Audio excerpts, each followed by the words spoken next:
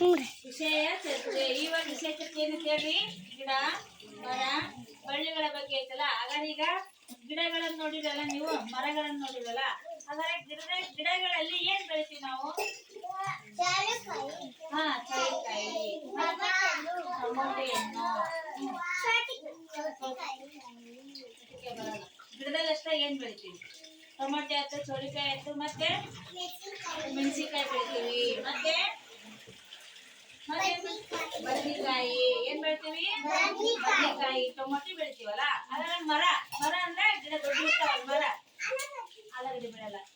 ಮರದಾಗ ಏನ್ ಬೆಳಿತಾವು? ಹೂವು ಬೆಳಿತಾವು.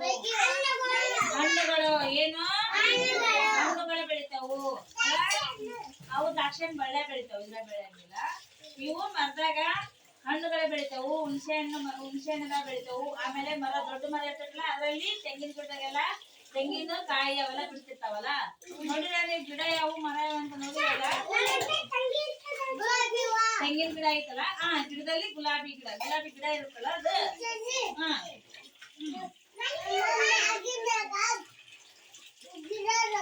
ಹೌದಾ? ಆ ಗಿಡ ಎಲ್ಲ ನೋಡಿರಲ್ಲ ನೀವು?